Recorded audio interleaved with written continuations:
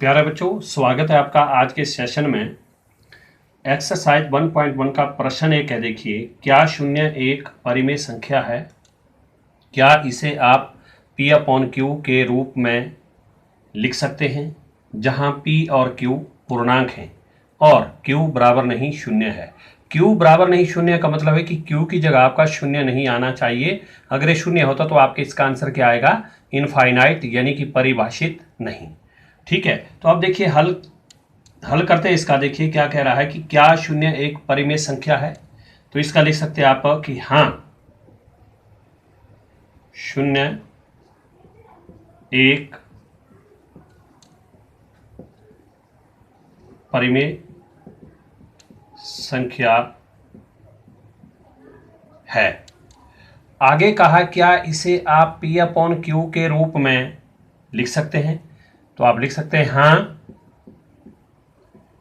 इसे हम P upon Q के रूप में लिख सकते हैं। अब कैसे लिख सकते हैं?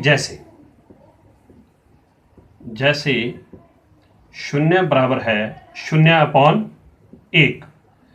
तो मैंने आपको पहले ही कहा था बेसिक मैथ में कि जो भी परिमेय संख्या है या कोई भी पूर्णांक है या प्राकृतिक संख्या है या पूर्णांक है, उनके हर में एक होता है। तो आप शून्य के हर में भी आप एक लिख सकते हैं। तो आप इंप्लाई दैट करके इसको लिख सकते हैं कि P अपॉन Q।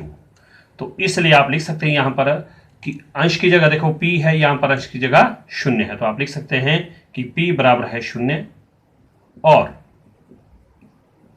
Q बराबर है एक, और ये आपका आंसर होगा।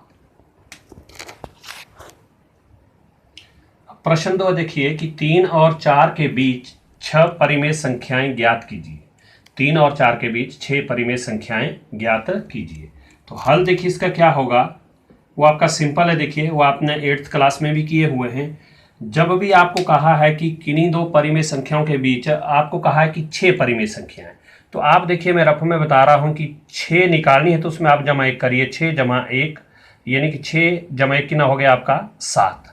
तो इसलिए क्या करेंगे आप, जो हमारे पास 3 है पहली संख्या परिमेय संख्या, तो 3 बराबर है, आप क्या करेंगे इस 3 को 7 से गुणा करेंगे और 7 से आप इसको भाग करेंगे, यानी कि अंश में भी 7 लगाएंगे और हर में भी 7 लगाएंगे, गुणा भी 7 से और भाग भी 7 से।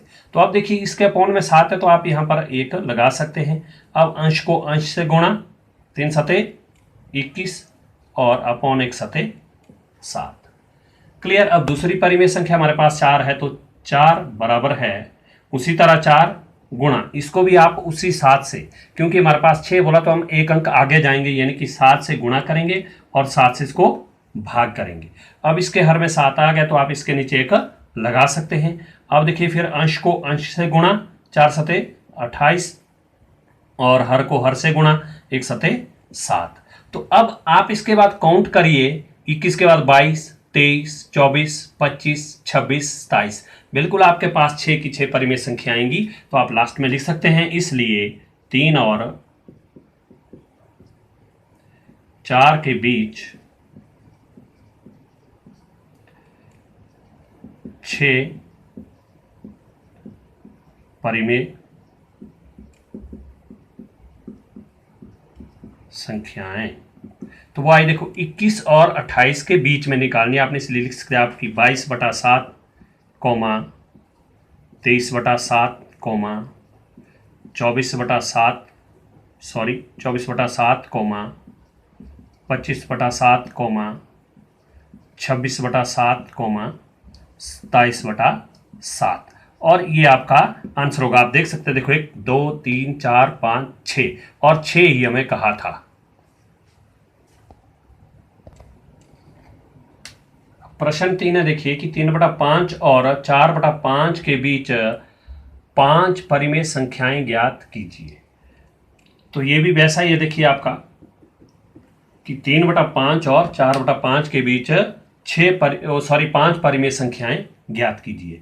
तो सेम सबसे पहले तो आप इनका हर देखते हैं। हर देखो बराबर है तो सबसे पहले हम हर बराबर करते हैं, तो हर हमारे पास बराबर है। सिंपल वही चीज़ है, देखिए 5 परिमेय संख्या कहा है हमें ज्ञात करने को, तो आप करेंगे 5 जमा 1 यानी कि 6।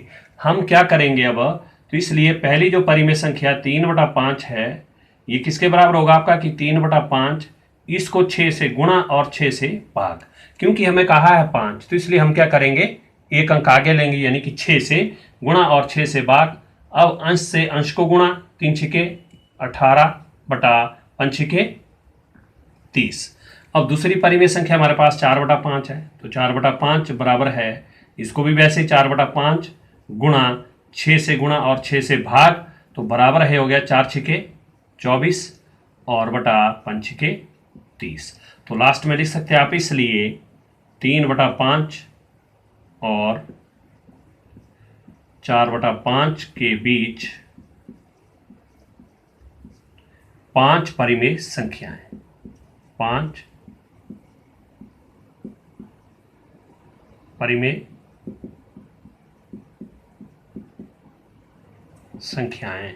तो देखिए 18 और 24 के बीच में, 18 के बाद क्या आ गया आपका 19/30, 20/30, 21/30, 22/30, 23/30, और ये आपका आंसर होगा। आप काउंट करके कर सकते हैं, देखो 1 2 3 4 5, और हमें कहा भी था 5 परिमेय संख्याएं ज्ञात करनी है। ओके।